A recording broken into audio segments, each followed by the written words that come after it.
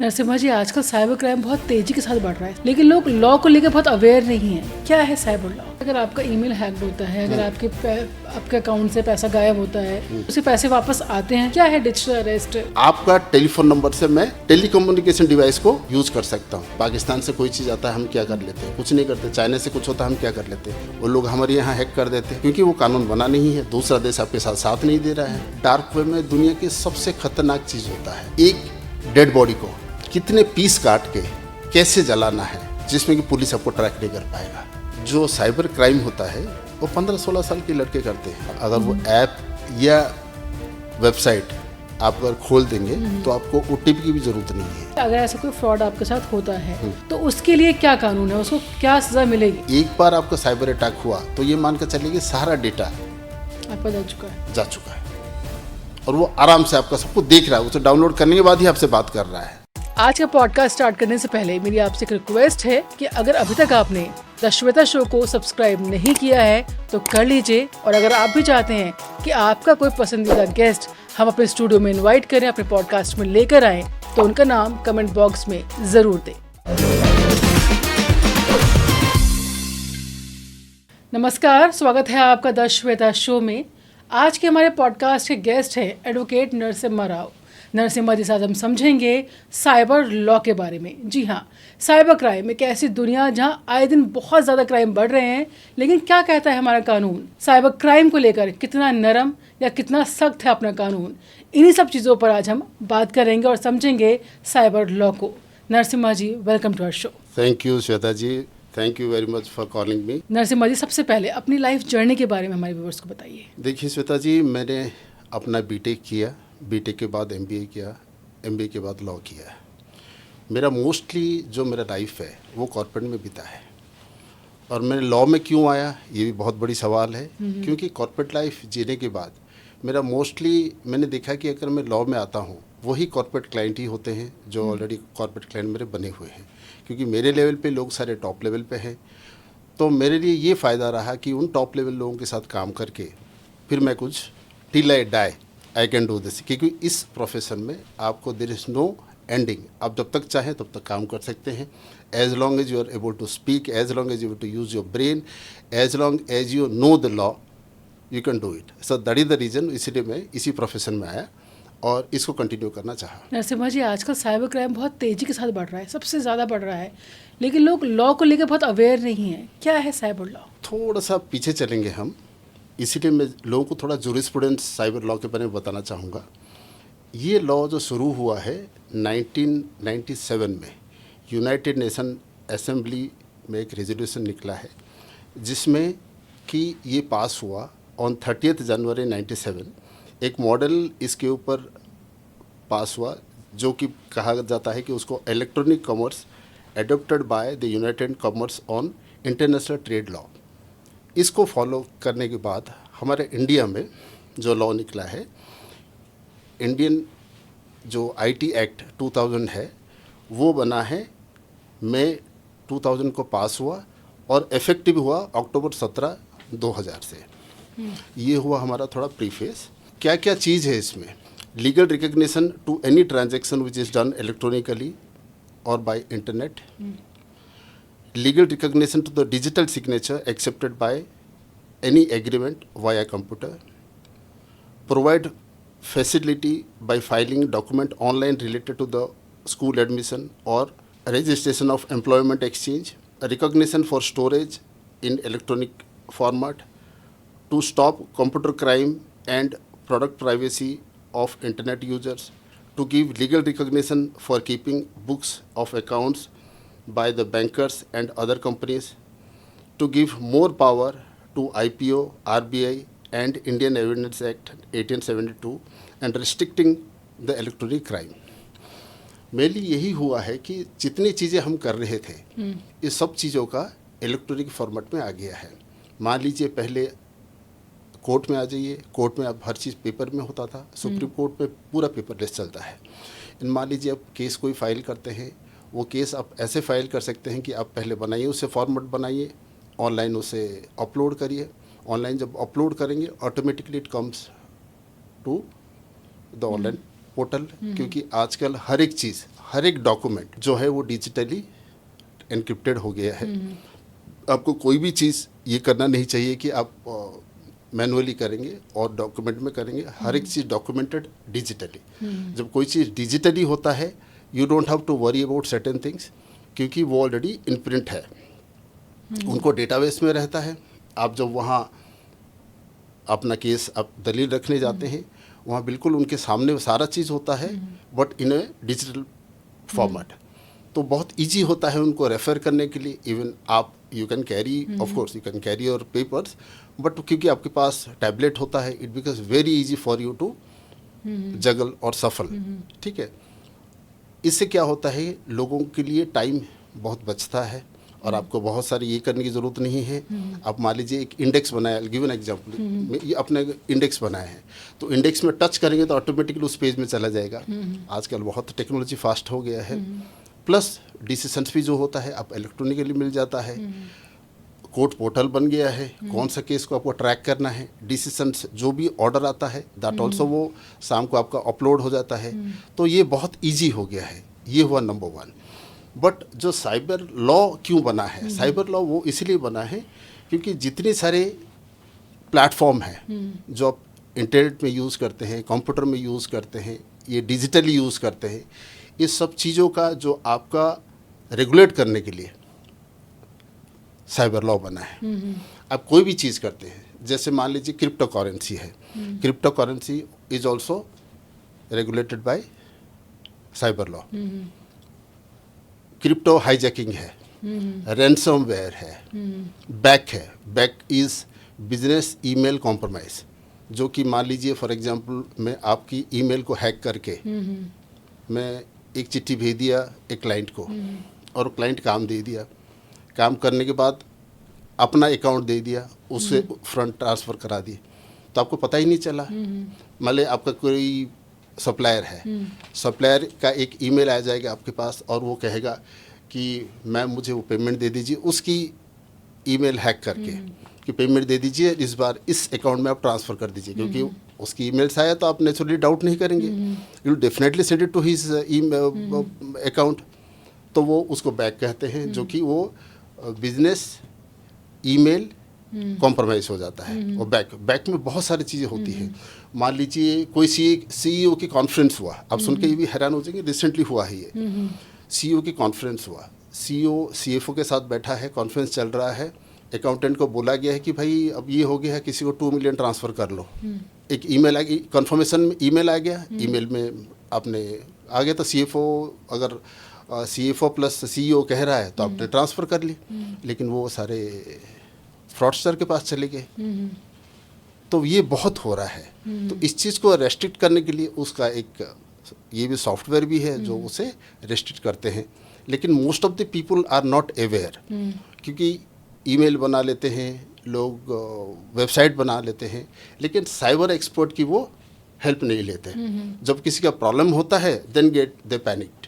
तो नरसिम्हा जी, अगर आपका ईमेल हैक्ड होता है, अगर आपके अकाउंट से पैसा गायब होता है, तो कितना सख्त है अपना कानून? क्या स्टेप उठाया? फिर कानून इतना सख्त है कि उसे पैसे वापस आते हैं? सपोज अकाउंट से पैसे ट्रांसफर हो गए। आप सुन के हैरान हो जाएंगे श्वेता जी कि 16% जो केस है उसमें ही केस सॉल्व होता है, प्लस 3% पैसा वापस आता है। बहुत कम आज रेशियो। हुआ आपके पास, हाँ ये डेटा है, इसे परफेक्ट डेटा है। आप सुन के हैरान हो जाएंगे, मेरे पास 2018 से डेटा है। वो डेटा में यही है कि मान लीजिए आपके साथ साइबर फ्रॉड हुआ, तो सबसे पहले आप क्या करेंगे, दोस्तों को बात करेंगे, कोई कंप्यूटर वाला बात करेंगे, ये बात करके अपने बहुत टाइम वेस्ट कर देते हैं। उस समय वो ना करके अब 1930 अगर डायल कर लेते, नेशनल साइबर रिपोर्टिंग ब्यूरो में आप अगर एक ईमेल कर देते जो ऑलरेडी अवेलेबल है, एक फ़ोन ही कर दीजिए 1930 में, तो वो सारा डिटेल आपको समझाते, तो उसी टाइम केस रजिस्टर हो जाता है। तो मान के चलिए जो आपके पास टाइम होता है 3-4 घंटे, उस 3-4 घंटे में आपने अगर वो रजिस्टर कर लिया तो ये मान के चलिए कि आपको पैसा मिल गया। मोस्टली 2 दिन के बाद 3 दिन के बाद अच्छा वो पैसा आपका कितना लेजिटिमेट है वो भी मुझे मालूम नहीं है। समझ रहे ना। तो आदमी आधा समय तो यही डरता है कि करोड़ों रुपए चला गया है और मैं क्या करूँ, हाँ क्या कर लूँ। डिजिटल अरेस्ट सुना ही होगा। डिजिटल अरेस्ट आजकल बहुत चल रहा है। तो डिजिटल अरेस्ट तो इवन सुप्रीम कोर्ट के वकीलों के साथ वो ट्राई किया उन लोगों ने। क्या है डिजिटल अरेस्ट? मैम देखिए, मान लीजिए आपको एक फ़ोन आया और आपको कहा गया कि आपको, हाँ उसको रैंसमवेयर कहते हैं। रैंसमवेयर में मैं आपकी कंप्यूटर, आपकी मोबाइल, आपके घर का हर एक चीज़ मैं हैक कर देता हूँ। इन द ये नेम ऑफ वाईफाई पासवर्ड मेरे पास होता है, आपका सीपीयू को मैंने हैक कर दिया, प्लस जीपीयू जो पावर आपकी में आता है उसको भी मैंने हैक कर लिया। वो करने के बाद मेरे पास आपकी इस रूम का सारा एक्सेस आ जाता है। आप कौन सा कोने में बैठे हैं, आप अब कहाँ जा रहे हैं, ठीक है। पहले 2011-12 की बात बता रहा हूँ। 2011-12 में जो क्या होता था रूम में, क्या होता था, वाईफाई होता था, मोबाइल फ़ोन होता था, वही हैक हो जाता था। वो तो 2011-12 की बात कर रहे हैं। अभी तो टेक्नोलॉजी इतना फास्ट है कि आपको एआई की मदद से कौन क्या कर रहा है किस समय फटाफट पता चल जाता है। एक तो होता है कि हैकिंग और एक होता है फ्रिकिंग। ओके। तो फ्रिकिंग क्या है कि आपका टेलीफोन नंबर से मैं टेलीकम्युनिकेशन डिवाइस को मैं यूज़ कर सकता हूँ, दैट इज़ कॉल्ड फ्रिकिंग। तो उसमें क्या होता है कि आपकी फ़ोन से अगर कॉल जा रहा है किसी को तो नेचुरली अगला भी समझेगा कि भाई मैडम का कॉल है, मैम का कॉल है, मैडम की वॉइस से है, तो उसे विश्वास करेगा। गलती से वो रिकॉर्ड भी कर लिया तब भी कोई प्रॉब्लम कर रहा है, आपने तो बोला है। और जनरली एक विश्वास होता है, मैम ने आपने बोला कि चलिए उसको ट्रांसफ़र करना है कर लीजिए। अगर ईमेल, जैसे बैक की मैं बात बता रहा था, बिजनेस ईमेल कॉम्प्रोमाइज़ होता है, बैक बोलते हैं उसे, उसमें ये कॉम्प्रोमाइज़ होता है। तो ये तो बहुत छोटी सी बात है। आपने एआई में ये भी सुना होगा कि आपने जस्ट उसे स्क्रिप्ट दे दीजिए, वो जो लेडी होगा या जेंट्स होगा वो अपनी जो भी वॉइस बोलेंगे उस वॉइस में सारा चीज़ बता देगा। आपको ज़्यादा टेंशन लेने की ज़रूरत नहीं है। तो इसको भी आपको रोकने के लिए कानून बनाना पड़ेगा। क्या कानून? अब इस पर कोई कानून बना हुआ है? इतना एडवांस तो नहीं बना है मैम। जो भी कानून बना है अभी उसके लिए रेस्ट्रिक्शन ये है कि क्रॉस बॉर्डर टेररिज्म में कुछ नहीं है। मान लीजिए पाकिस्तान से कोई चीज़ आता है, हम क्या कर लेते हैं, कुछ नहीं करते। चाइना से कुछ होता है, हम क्या कर लेते हैं, वो लोग हमारे यहाँ हैक कर देते हैं। रियलिटी है। हम कितना कर पाते हैं उसके लिए? नहीं कर पाते। क्यों नहीं कर पाते? क्योंकि वो कानून बना नहीं है, दूसरा देश आपके साथ साथ नहीं दे रहा है। अभी तो चलिए बाकी देशों से हमारा बहुत अच्छा है, लेकिन ये 200 जो लेफ्ट में बैठे हैं हमारा देश, और जो नॉर्थ में बैठे हैं, ये लोग हमें कहाँ साथ देते हैं? वेस्ट में, नॉर्थ में हमारा कहाँ साथ देते हैं? और मोस्टली वही आता है टेररिज्म। प्लस आप डार्क वेब की बात भी आपको पता ही होगा। डार्क वेब मैम वो है जो कि इंडेक्स्ड नहीं है। इंडेक्स्ड नहीं है मतलब जैसे आप गूगल है, बिंज है, जितने भी प्लेटफॉर्म जहाँ से आप सर्च करते हैं, डार्क वेब वो नहीं है। डार्क वेब के लिए अलग है। क्या है डार्क? डार्क वेब जाने के लिए आपको जाना पड़ेगा टॉर, TOR, वो प्लेटफॉर्म से आप जा सकते हैं डार्क वेब में। डार्क वेब में दुनिया की सबसे ख़तरनाक चीज़ होता है, सबसे पहले ड्रग्स, दूसरा डेटा ब्रीच, आपकी आइडेंटिटी थेफ्ट हो जाता है, ठीक है, और चाइल्ड पोर्नोग्राफी होता है जो कि बहुत ज़्यादा होता है। प्लस अगर मानसिक बीमारी किसी को नहीं करना है, अगर कोई नहीं चाहता कि मैं मेंटली इंस्टेबल हो जाऊं, तो वहाँ ऐसी ऐसी चीज़ें हैं। आप, मैं एक छोटा सा एग्जांपल दे रहा हूँ आपको। एक डेड बॉडी को कितने पीस काट के कैसे जलाना है जिसमें कि पुलिस आपको ट्रैक नहीं कर पाएगा। उसके सामने तो आपको तो बाकी सारा चीज़ तो बहुत छोटा लगेगा। चलिए ड्रग ट्रांजैक्शन होता है, टेररिज्म ट्रांजैक्शन होता है, ठीक है मैम। जो चीज़ होता था पहले फिजिकली, वो सब चीज़ें आजकल हो रहा है डार्क वेब में। अच्छा, मान लीजिए आप डार्क वेब में चले गए, प्रॉब्लम उसमें 2 चीज़ें हैं। एक तो आपकी आइडेंटिटी आप बचा सकते हैं, प्लस आपकी लोकेशन आप बचा सकते हैं। लेकिन इसमें ख़तरनाक यही है कि गवर्नमेंट आपको मॉनिटर कर रहा है कि आप कर क्या रहे हैं। डार्क वेब में गवर्नमेंट भी बैठा हुआ है, ओके, ठीक है। अब डार्क वेब जो लोग लेजिटिमेटली यूज़ करते हैं, वो डार्क वेब वो लोग करते हैं जो लोग, कोई विसल ब्लोअर है, that person doesn't want to be get traced, वो विसल ब्लोइंग करता है कि ऐसे ऐसे हुआ है, कौन सा नेता के पास क्या है क्या नहीं है, या और कोई चीज़, कोई डिपार्टमेंट में कोई चीज़ हो रहा है, विसल ब्लोइंग कर रहा है, तो वो डार्क वेब में होता है। लेकिन आपको डार्क वेब में जाने से खतरनाक ये कि आपकी जो मैलवेयर अटैक हुआ, फिशिंग अटैक हुआ और आपकी आइडेंटिटी थेफ्ट हुआ, आपकी जो डेटा है वो थेफ्ट हो जाता है, आपके अकाउंट से पूरा गायब हो जाएगा पैसा, आपको पता भी नहीं चलेगा। ये रियलिटी है। टेररिज्म तो आपने सुना ही होगा।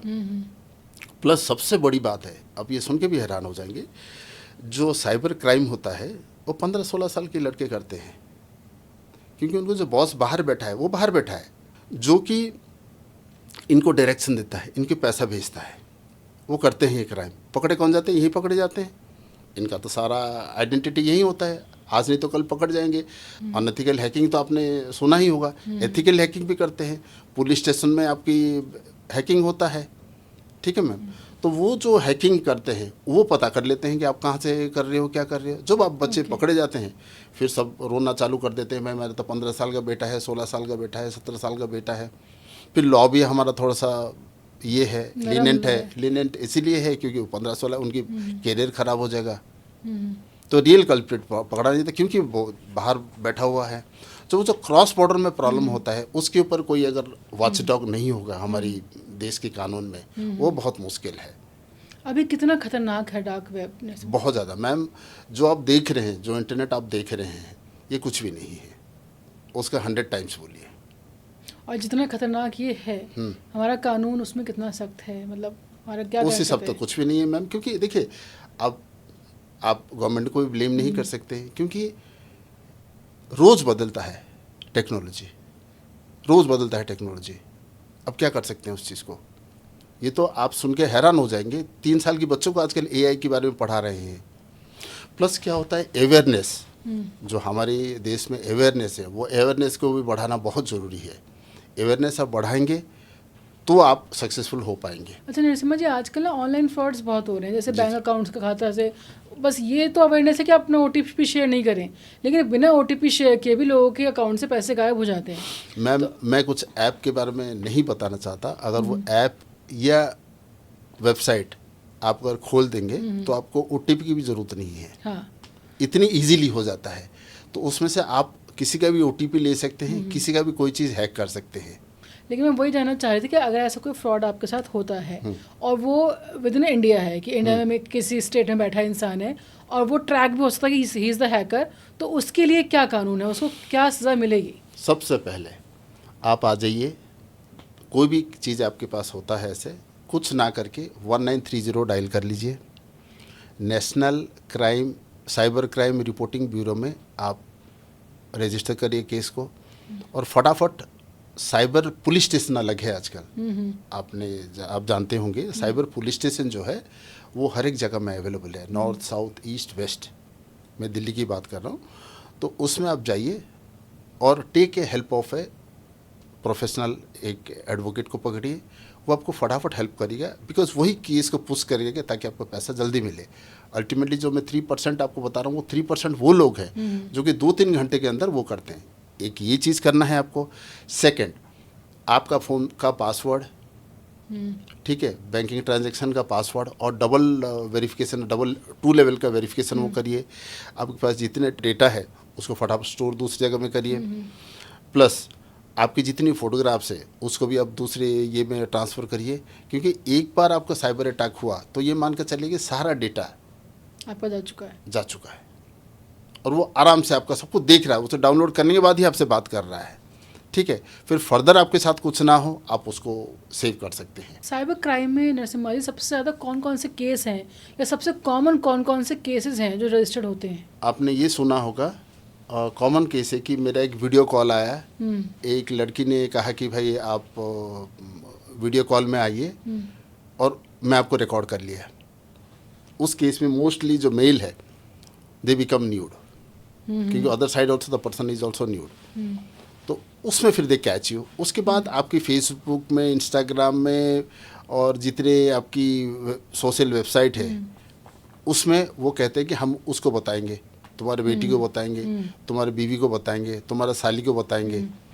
तो उसमें इतना वो आदमी डर जाता है तो पैसा फट से भेज देता है, और ज़्यादा उनकी डिमांड नहीं होती, सम थाउजेंड्स रुपीज़ होती हैं, लेकिन उसमें आदमी डर जाता है। और इस लेवल का डरते हैं कि लोग कहते हैं हम कर देते हैं यार, इतना टेंशन छोड़ो, लेकिन वो प्रॉब्लम ख़त्म नहीं होता। प्रॉब्लम यही है, फिर जब 2-3 बार होता है उनके साथ, देन दे रियलाइज कि तो वो कंप्लेन करते हैं। हाँ, तभी आता है, तब तक फिर वो बहुत सारा लेट हो जाता है। अच्छा, जब वो करते हैं जनरली इनिशियल ये सारे नौसिखिए होते हैं, ये कोई बड़े साइबर क्राइम एक्सपर्ट नहीं, साइबर जो Professionals नहीं हाँ हैकर्स, बड़ी हैकर्स नहीं होते, ये नॉर्मल लोग होते हैं। ठीक है, ये आप जैसे बेंगलोर का नंबर ले लिया, बिहार का नंबर ले लिया, आपका अहमदाबाद का नंबर ले लिया, कलकत्ता का नंबर ले लिया, तो वहाँ का नंबर लेके ये कॉल आपको कर लेते हैं और उस कॉल में आपको बताते हैं कि ऐसे ऐसे आपको करना है, ऐसे ऐसे करना है, ये ट्रांसफ़र करना है, और सारे अकाउंट वगैरह पूरा लेजिट होता है।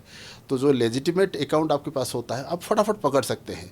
आपको कुछ करना ही नहीं, इमीडिएटली आप जाइए साइबर पुलिस स्टेशन में, जाइए 1930 में कॉल करिए और क्राइम रिपोर्टिंग ब्यूरो में फटाफट 2-4 लाइन लिखिए तो एक्टिव होगा, क्योंकि वो होता है तो फटाफट आपको पैसा रिकवर हो जाता है। लेकिन नरसिम्हा जी, ये बात तो कहीं ना कहीं सच है कि नई उम्र के लड़के जितने हैकिंग कर रहे हैं उनके अंदर कानून का डर भी नहीं है, शायद इसलिए इतनी फ्रिक्वेंटली हैकिंग हो रही है। क्योंकि मैम सबसे कोई बड़ी एक्शन बात नहीं है शायद। नहीं, एक्शन है, एक्शन है। देखिए क्या होता है कि बहुत सारी चीज़ें जब कोर्ट में जाता है तो तब तक एक तो बहुत ह्यूमिलेट होते हैं बच्चे, उनको कम उम्र की वजह से उनको एडल्ट की तरह आप ट्रीट नहीं कर सकते, उनके लिए अलग कानून है। ठीक है मैम, और जो वहाँ होता है आदमी कहता है चलो ठीक है बच्चे हैं सुधर जाएंगे, क्योंकि कोई भी माँ बाप स्पेशली इंडियन नहीं चाहेगा कि अरे इतने छोटे बच्चे को क्या करें। तो हम लोगों का वो थॉट प्रोसेस है कि बच्चा यार चलो ठीक है इसे माफ़ तो किया जा सकता है। कुछ लोग सचमुच सुधर जाते हैं, सारी गलतियाँ तो सही सब नहीं करते, सुधर जाते हैं। आपने वो बाजी.com वाला सुना ही होगा, जो CEO था अविनाश वर्मा, उसको ये क्या था, DPS गर्ल हैविंग फन 2008 की केस है, उसमें भी उनको केस के बारे में उनकी बेल भी हो गई थी। तो वही है कि जो DPS लड़की का जो पोर्नोग्राफी वीडियो है वो भी आया था, लेकिन बाजी.com में वो कंटेंट को कोई और बेच रहा था, जो कि वो अरेस्ट हुआ था बाद में, और इवन हाई कोर्ट भी, लोअर कोर्ट में तो उसे बेल हो गई थी, बेल नहीं हुई थी सॉरी, बट हाई कोर्ट में बेल हो गई थी अविनाश वर्मा का जो CEO है। तो ये चीज़ें होता ही है हमारे देश में, इतना ज़्यादा स्ट्रिक्ट तो नहीं है। क्यों नहीं है? क्योंकि और चेंज करना पड़ेगा कानून को, बहुत सख्त करना पड़ेगा। तो कहीं ना कहीं वक्त आ गया है कि कानून को सख्त किया जाए। बिल्कुल किया जाए, बिल्कुल किया जाए, कानून को बिल्कुल सख्त किया जाए, और इस तरह सख्त किया जाए कि लोगों को फिर डर लगे। हमारे व्यूवर्स को आप क्या एडवाइस देंगे कि अगर साइबर क्राइम से बचने के लिए कौन कौन से 5 स्टेप हैं जो फॉलो करेंगे तो साइबर क्राइम से बच सकते हैं? देखिए, हर 2 महीने में पासवर्ड चेंज करिए फ़ोन का, ठीक है, और डबल जगह में मत रखिए, जैसे यहाँ आप कंप्यूटर में भी और मोबाइल में भी हर एक जगह खोल के मत रखिए, क्योंकि जनरली होता है लैपटॉप में हम खोल के रखते हैं और मोबाइल तो हाथ में है ही, वो भी ओपन रहता है। तो कोई भी चाहे मोबाइल से आपका कंप्यूटर में हैक कर सकता है और कंप्यूटर से मोबाइल हैक कर सकता है, एक ये हुआ। दूसरा है कि आपने जो बैंक ट्रांजैक्शन करते हैं, जो बैंकिंग ट्रांजैक्शन करते हैं, सेम फ़ोन से मत करिए, और जो बैंक ट्रांजैक्शन करते हैं ऐसे अकाउंट से करिए जहाँ की कम पैसा हो।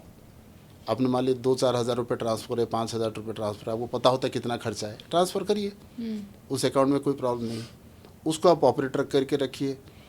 लेकिन जो मेन अकाउंट है उसका बिल्कुल आप उसके साथ मोबाइल के साथ कनेक्ट मत करिए।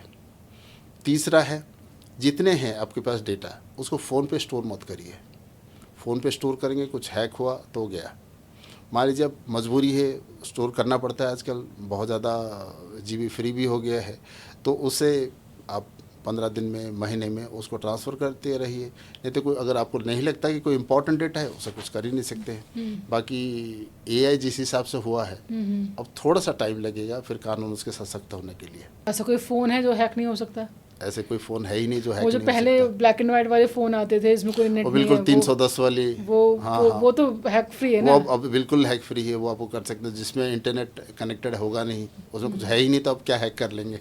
नरसिम्हा जी, चल चलते क्लास सवाल है, क्या कोई ऐसा केस आपके सामने आया है जिसमें साइबर क्राइम में सबसे ज़्यादा सख्त सज़ा सुनाई गई हो? 2008 की सत्यम केस आपने सुना होगा। क्या पूरा केस था और क्या सज़ा मिली? 7,000 करोड़ की घोटाला हुआ था। जो मिस्टर मूर्ति है उन्होंने 7,000 करोड़ की घोटाला किया था, वो आज अंदर है। उसको ठीक है, बाद में उस कंपनी को आपका महिंद्रा ले लिया है, लेकिन वो अंदर है। और कितना टाइम लगा इस पूरे केस को सुलझाने में? ज़्यादा टाइम नहीं लगा, क्योंकि सारा डिजिटल फुटप्रिंट तो रहता ही है। आप क्यों नहीं मानते इस चीज़ को? नहीं, डिजिटल फुटप्रिंट्स तो होता है, लेकिन यह मामला था 7,000 करोड़ का, तो उसमें पनिशमेंट मिल गई। लेकिन अगर कोई मिडिल क्लास है, अपर मिडिल क्लास है, 80,000, 70,000, आए दिन कोई ना कोई केस आता है कि उसके अकाउंट से 40,000 उड़ा दिए, 3 लाख, इनफैक्ट 3-4 लाख का केस भी ऐसा केस है जिसपे कोई इन्वेस्टिगेशन नहीं होती है। तो वो इंसान क्या करे, क्योंकि आए दिन ये केसेस आ रहे हैं कि उस किसी ना किसी के अकाउंट से पैसे उड़ाए जा रहे हैं, और इसमें तो काफ़ी सीरीज बन चुकी है। नहीं, आप फटाफट 1930 में एक बार डायल करके देख लीजिए। और क्या 1930 प्रॉपर वर्क करता है? बिल्कुल करता है। चलिए, होपफुली 1930 वर्क करता है। और साइबर क्राइम को लेकर आपके भी कोई सवाल हैं तो कमेंट बॉक्स में ज़रूर हमें लिखिए। प्रोफेशनल हेल्प भी आप ले सकते हैं, और साथ ही साथ 1930 पे आप कंप्लेन करके देखिए। अगर आपकी कंप्लेन सुलझी है तो प्लीज़ वो भी कमेंट बॉक्स में हमें ज़रूर बताइए। नरसिम्हा जी हमारे शो में आए, आपको बहुत बहुत शुक्रिया। Thank you very much.